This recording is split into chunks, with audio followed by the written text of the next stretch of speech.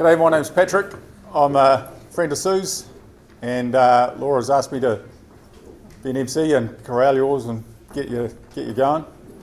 So we're here to celebrate Sue's life, and there's a few people who have some words to say. And at the end of everyone speaking that's on the back there, if anyone else has anything to say, you're quite welcome to get up and say what you want to say. Okay? Cool. So we've got Jeanette.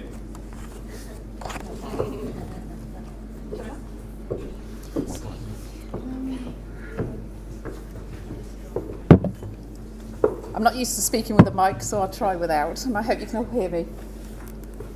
I might have to do a lot of breathing. So my earliest memories of my big sister Sue were when she was feeding me Oxo cubes, foil and all, when I was in a pram. And if I tried to look out of the pram, or anyone thought to talk to me, Sue would push my head back down, fed up with me being in the limelight. Nothing changes.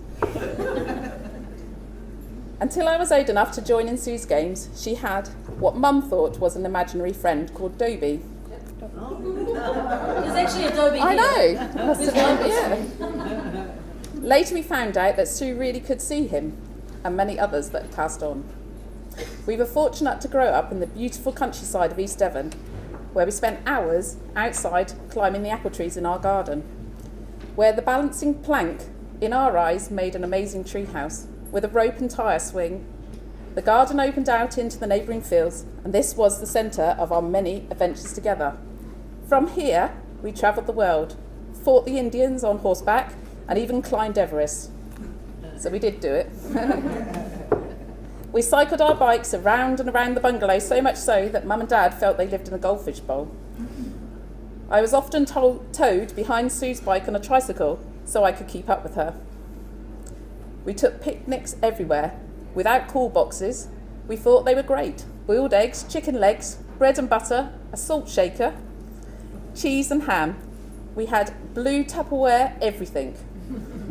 We made our own fun. There was no expectations to be entertained, and we never asked for anything because we knew Mum and Dad couldn't afford it. Life was always fun.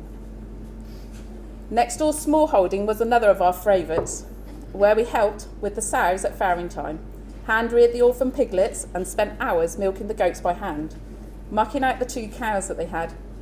At the end of the day, as it got dark, we would walk home, where we had to strip right off on the front doorstep and were put straight into the bath. As you can imagine, we stunk to high heaven, but it was all worth it. When we lived in Rotbeer, Sue and I shared a little 13-2 bay pony named Tiffin. She would ride for miles at top speed, up the hill and down dell, through the country lanes and up to Ashcliff Forest, with either Grandad Williams or our dad frantically trying to keep up. They got very fit, as you can imagine. On one occasion, Sue and I were jumping Tiffin in a field. Well, my contribution to this was to put the jumps up.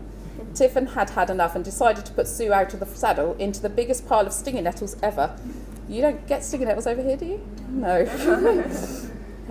When Sue got up, she was covered from head to toe in bright red nettle rash. It was a sight to see, but regardless, she got back on and jumped again. One wet day, we were bouncing on a bed having a pillow fight when we smashed and broke the bedroom window. We thought, just by pulling the curtains, Mum would not notice. Challenging to Mum, we were an awesome pair. I killed all the spiders in her bedroom because she was scared of them, but believe me, there was a lot of spiders. One time I remember begging Sue and a lifelong friend of hers, Kate, we called Miss Plymouth, if I could sleep in the old caravan in the garden with them. Their condition for this was that I gave them all of my Easter eggs. They then made me sleep behind the pulled curtain that partitioned me from them, but I thought it was great just being there. In the winter, our garden turned into a fantastic toboggan run, where all our friends and family would join us for hours of fun. Sue would always want to build a jump that would get higher and higher, and as the day went on, it's amazing how much air you can get from a feed sack and a hearty push from the top of the hill. We had the bruises to prove it. We would stay out until the cold on our fingers and toes got the better of us, and then return the next day to better our times, as Sue always wanted to win. It was only when the snow melted that the results of our adventures would reveal a massive gorge right through the middle of our dad's precious, homegrown, labour of love veggie patch. It was a good job we were at school when Dad found out. We were members of the Summerway Tennis Club, and it was here that we made lifelong friends with the Crook family. Sue's passion for sport was evident even then, and soon she entered her first tournament, pairing up with Adrian for a doubles match. Mum proudly spent hours sorting out all the white kit for Sue's debut match, and I recall sitting on the side with one very proud mother, who I'm sure had Wimbledon in her sights. If you know Mum, you would know that would be true. Moments later, as the match started, an intake of air could be heard beside me, as a pair of navy blue school knickers could easily be seen under Sue's skirt. Mother was mortified. Nobody had mentioned to Sue what colour her pants had to be. It was safe to say it never ever happened again. And I know that in later years, Sue was a stickler for having the right kit and always paid attention to detail. During secondary school, Sue threw herself into all her sports. Well, maybe not dance and gymnastics, but football, hockey, rugby, swimming, athletics, field and track, and she gained school records in shot put, long jump, 800 metres and cross-country running. She represented the school and captained the hockey and tennis team, but banned from javelin after throwing it so far out of the school grounds and it landed in one of the neighbouring gardens. Why didn't they take her on? Bizarre. At one point, Sue wanted to take up boxing, even asking for a set of boxing gloves for Christmas. I, for one, was very pleased that Father Christmas did not deliver. At just 14, Sue played for the Exeter Ladies Hockey Club, and I remember Sue being mortified another time at one parents' evening when her biology teacher mentioned that maybe she should rethink her options, as there was no way she would ever make the grades. How little she knew Sue, this was only fuel to her inner fire, making her even more determined to achieve her goals. I might just add something to that. I think that probably proves why Sue was so passionate about students, because she would never say that to a student herself. She had great pride going back into the school to collect her grades. She had smashed it and was off to Exeter College to study biology and sports science and art. As we lived 17 miles away from Exeter, she would need to catch a bus, taking over an hour into the city. This wasn't for Sue. What a waste of time. She saved up the money earned ironing at a local restaurant to buy a road bike and used it to challenge herself to beat the bus. Of course she did. She always turned the situation around and made it a challenge. Nothing ever stood in her way. During college, Sue's passion for hockey continued to develop, where Exeter College hockey team went on to 2 national finals. Sue played hockey for the West of England team and was invited to train with the England squad. At 18, Mum always said she played for England, but she didn't. At 18, Sue's hard work and determination gained her a place at St Mary's University, Twickenham. She played hockey, rugby and tennis for the uni, and she also played indoor hockey for Crystal Palace for Ealing, played hockey at Crystal Palace for Ealing, and played for Chelmsford Ladies Hockey Club. She also took up ladies rugby, where she was invited to play for England, but turned it down for her favourite, hockey. With all this going on, I have no idea how she managed to find the time to complete her Bachelor's of Art degree in sports science. Even though lately we have lived on opposite sides of the world. With Sue here on Waiheke, in what she called her heaven on earth, she was always made time for family, Mum, Di, Dad, John, Jim and I, and her niece and nephew Abby and Sam. Our time together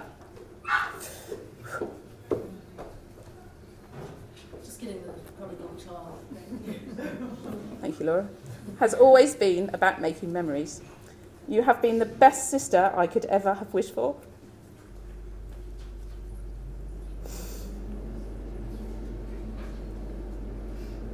It will come in a minute. I will never be alone, as you're always by my side.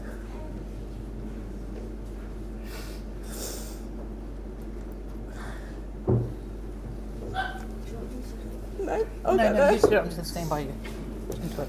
I'll get there in a minute. No. Go fly with the eagles and run in the wilderness with the wild horses. Get there in a minute. Sometimes you never know the value of a moment until it becomes a memory. I love you, always. Your little sister G.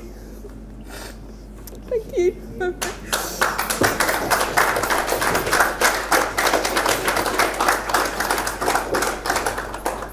Could we have Alison, please?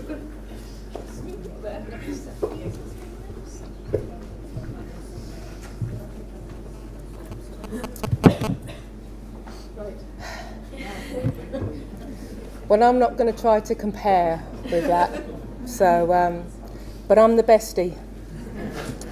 And I've been blessed that Suze has been my bestie for 22 years.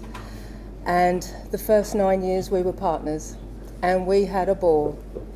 And I know some of you know how much fun she could be. And our home was always full of fun, love and laughter. We was known as the nutters that used to barbecue 12 months of the year. And the neighbours over the road would say to them, girls are out there again. And Suze used to say, there's never bad weather, you have to wear the appropriate clothing. So there's many photos of us, no matter what the weather, barbecuing, pair of shorts on and a fleece. And that's how we would go. Sue shared the love with all her colleagues at home in the UK. If people were on their own at Christmas or New Year, she would say, Als, we've got to make another place. And that's what we did. That's how we did it in the UK. And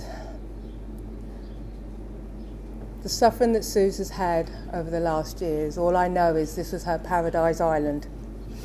And she loved it. And I loved that she was here. I shared every moment with her that I could while she was here. We've shared loads and loads of memories, loads and loads of messages. I'm surprised my phone hasn't exploded. But she's mentioned a lot of you to me over here, so I know.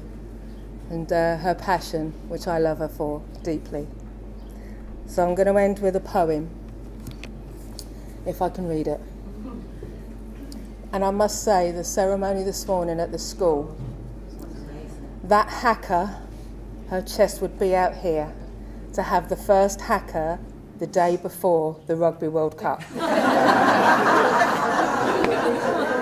She would have been all over that, all over it. So here we go. It's a poem called Everywhere. There is no time to say goodbye, but this I ask, please do not cry. Remember me as you think best. Remember the happy times, but forget the rest. Look for me, and I'll be there, and you will find me everywhere. In the gentle touch of the breeze that cools the skin or swells the leaves. In the scent and colour of flowers that gave me such happy hours. On sunny days under sunny skies of blue, just think of me, I'll be with you. In winter when there's cloud or mist, the rain will give to you my kiss. As wood smoke lingers in the air, look for me and I'll be there. Where seagulls cry above the sea and surf rolls in so endlessly, among towering trees that soar above, in all these things that I once loved. Look for me and I'll be there. You'll feel my presence everywhere. And I think we all will. And to my bestie, I love you. Well done.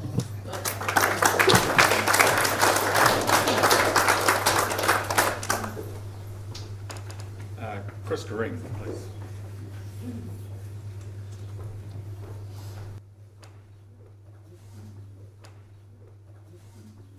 Hello, my lovelies. That is what Sue would say as we walked down to the science labs, "Hello, my darlings." And the kids, they're milling around and they stop and they turn and they smile at her. And I'd be standing there thinking, how does she do that? And she did that because they knew she was the most important thing in their day. And it didn't matter how busy Sue was. As an administrator, you can get very busy. Somehow or other, she was always, the kids were number one. So my name is Chris Corrine. I worked with Sue for many years in administration and as a science teacher. She was in our department. Hope that wasn't my phone. God, don't you hate that? Sorry, Sue. I turned it off. Bridge. Actually, Sue Lee was a bit of a surprise because I've been working with a Lee who was a Chinese heritage. So when Neil said Sue Lee is the name of our new DP, I'm expecting someone of Chinese. And this English Rose walks in the door, looking beautiful, as you did. So, looking beautiful. We worked together in complete harmony. I can say that we synced. She was utterly reliable and trustworthy. Sue never gossiped. If I wanted to know something, you know, what was going down in senior management or something, never get it from Sue. You know I can't say anything, Chris, she'd say. Zip. That was Sue Lee. Very, very professional. And I don't think we had a crossword. We only ever argued about one thing. She would say I was her mentor, and I would say, no, Sue, you're my mentor. That was the only thing I remember her worrying about it. Now, Sister Jen, you didn't say she was a girl guide. I have always seen Sue Lee. She was a girl guide. She was a girl and there guide. is a picture of her in her uniform. Well, not, I don't know if it's on there, but we have got one here on the island, so yeah, I can make sure you I can knew see that. it. I knew Not because... for long. Oh. Did she run the troop? Is it a troop? Sue, on her way to lessons, always had this square plastic container, quite large. And I said to her, what have you got in there? She said, well, I can't rely on the teachers to have everything I need. You know, whiteboard markers, sellotape, stapler. So she carried it all around with her. We were not to be trusted. But it just goes, be prepared. That was Sue.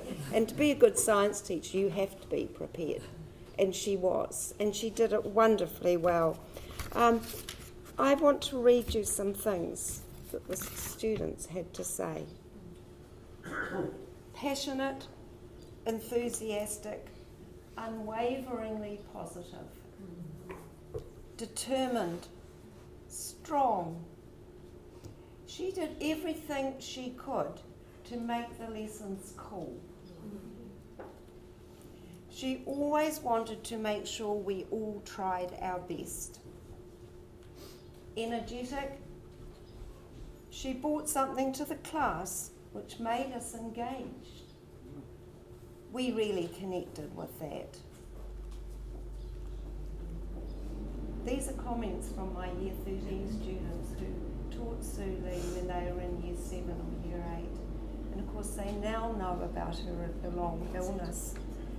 And they said to me, Chris, she never let us see if she was having a bad day. We didn't know she wasn't well. Which, yeah, I thought that was pretty amazing. Sue Lee raised the bar for us in the science department. She was somebody to look up to and to try and copy. Try, because we just never could quite get there to the effect that Sue did. She was an incredibly talented teacher. We're still using her resources in the science department that she did. She had time to do that, and it's with much affection and admiration that we remember her. Thank you.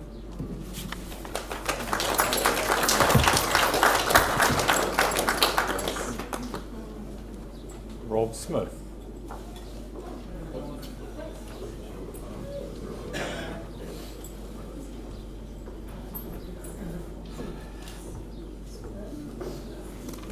Hi all. So we get to the British part, the celebration of Sue's life, an entrance stage right, me into Sue's life. I first met Sue in 2010 when I came to the island and started doing relief work at the high school. To be honest, I did not like doing relief work for Sue. It was bloody hard work. She had her relief work down as if it was an Ofsted or an Aero inspection. Everything was so organised and planned. 1 minute, meet students. 2 minutes, do a register and introduce topics. Discuss objectives and aims. 4 minutes, hand out worksheets. Give them only 5 minutes and make sure of that. 9 minutes, go through answers. Hand answers in. And the whole lesson was like that. Sue would always do a debrief and check up to make sure all went to plan. Her commitment to her teaching the students and the school was unwavering. One time she approached me about how I felt doing a science experiment with a dreading and infamous 9VW. She wanted me to use Bunsen burners and mild alkaline and acidic materials. She saw the horror in my face, and all I could think how this would go if the science labs burnt down.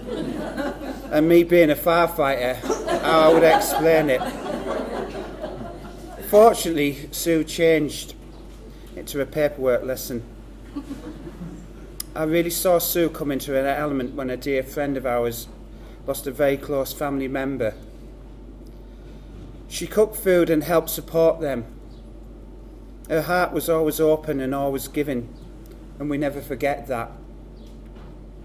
In all my times with Sue, she was such a positive and inspiring person. She never felt ill of her own situation. She never complained, and her and I had a saying, every day was a Sue day. We always made the best of each day. We had some great adventures together. Sue always found my life hilarious, and she certainly told me stories of her life, which was equally as interesting as mine. We talked most days in text. Sue was very much a Brexiteer, and she was proud of that. Yeah. She was not a vegan, a Vulcan, or a vegetarian neither, and she was proud of that. So we literally got on like a house on fire. She never gave up planning and organising things. Her energy for life was so infectious. Sue called me her island brother. Sue was a sister to me. Anybody that knows me, there are two words that I use in this word, not often. These are love and friendship. I can honestly say I loved Sue for being Sue. And she was such a dear and loving friend. And I'm very much heartbroken. And I would like to say the Lord's Prayer for Sue. Our Father, which art in heaven, hallowed be thy name. Thy kingdom come. Thy will be done in earth as it is in heaven.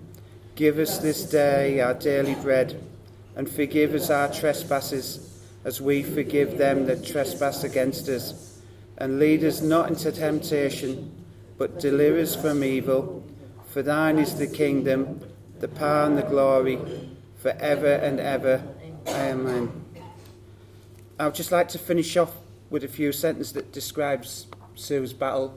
And again, it's actually off a Welshman, and we used to laugh about that. But rage, rage against the dying of the light. Do not go gentle into that good night. And Sue fought every inch of the way. And all I can say of my friend is that until we meet again, my wonderful friend and sister Sue, I'll always keep smiling and think of you with such lovely memories.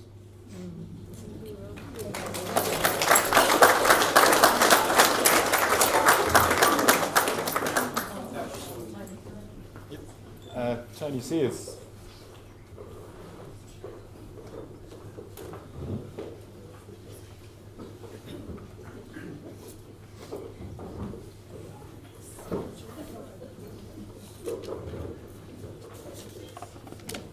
There are so many eloquent people here today, but I'm going to read from my notes.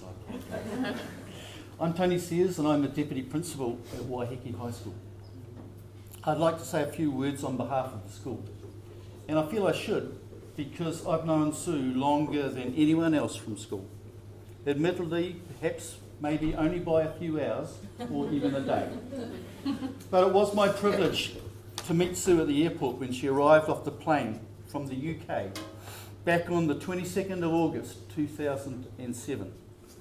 Neil Watson, the principal at the time, asked me if I'd take over the school van to Auckland to meet Sue and Nikki and bring them and their Labradors, Oscar and Henry, to Waiheke and settle them into 19 Treadmill Road, the house the school had organised for them.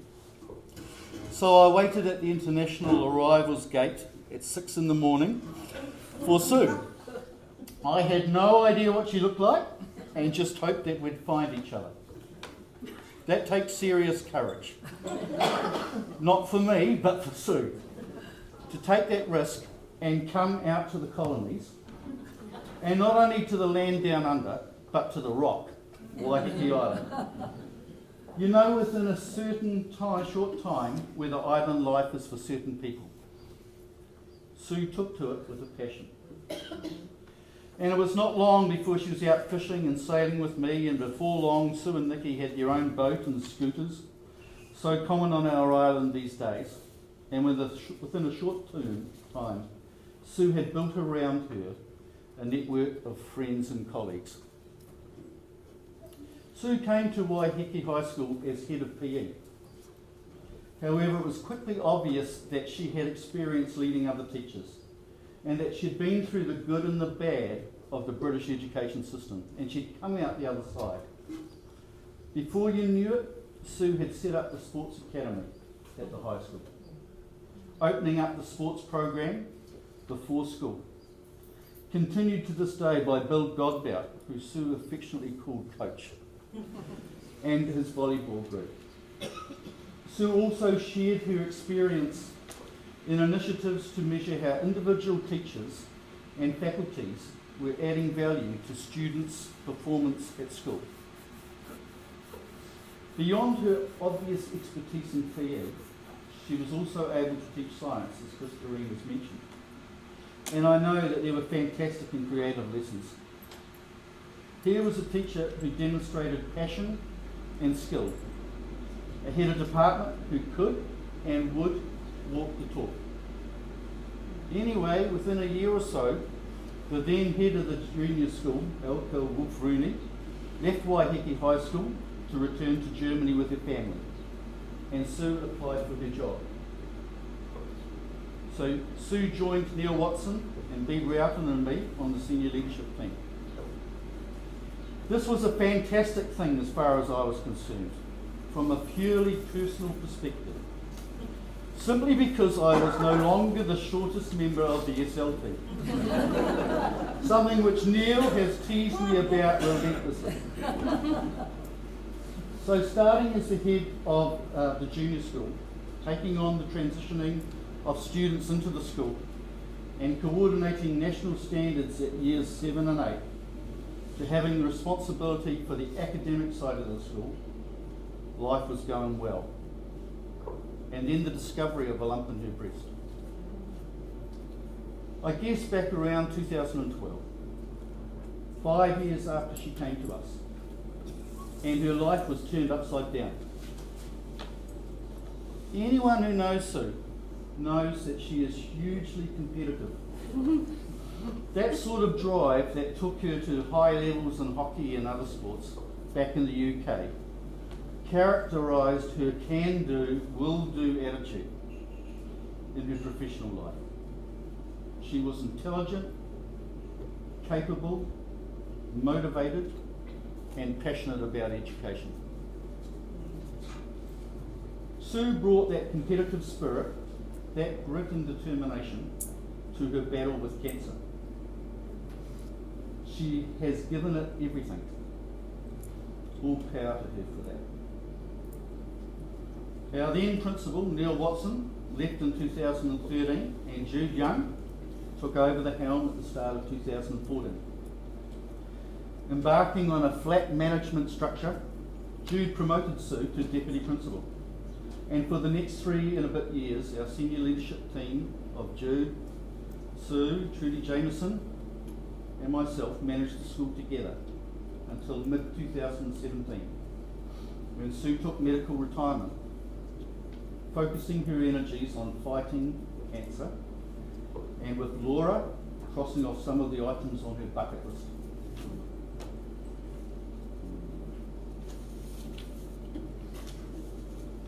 Back in 2015, Jude strongly suggested even, that Sue and I should apply to be part of the National Aspiring Principals Program.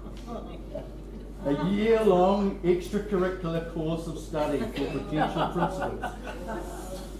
Being part of that program challenged Sue and I to think beyond Waiheke High School and our work here to the bigger issues of educational and curriculum leadership.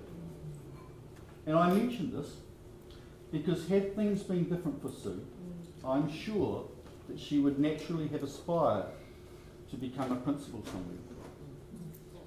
That would have been the next logical step in her career. That's her goal. Yeah. So Sue left our school after 10 years after she first arrived.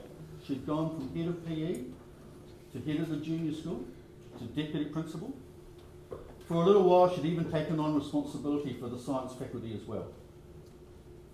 And as a teacher said to me yesterday, Sue gave a lot to our school and she received a lot too. And I think that's true. Our school is grateful for all her work with us. There are a lot of our past and present students and staff who have fond memories of Sue and owe her a huge debt of gratitude. I think Sue was happy here, and she's forged friendships and relationships that are enduring. Sue is not forgotten. The school remembered her on Monday with a minute's silence, and today, as you've heard, our senior students lined our school driveway and performed our school haka as Sue's ashes and her dear dog Ruby and family drove by. So to Sue's family, I know to her parents Di and Dad John, who are not here, and Jen, her sister, and her family, to Laura, to her close friends, I want to pass on our school's love, support, sympathy and condolences. On behalf of Neil and Jude, our principals, and all the staff, students, parents and the wider school community. We celebrate her life, especially the years that she shared with us. And I'm sure you'll hear from others just how much she has meant to us, individually and collectively. And I want to leave you with these words, which I feel are appropriate for Waiheke and for Sue. Once again, it's by the author, unknown. The tide recedes, but leaves behind bright shells on the seashore. The sun goes down, but gentle warmth still lingers on the land. The music stops, and yet it lingers on in sweet refrains. For every joy that passes, something beautiful remains.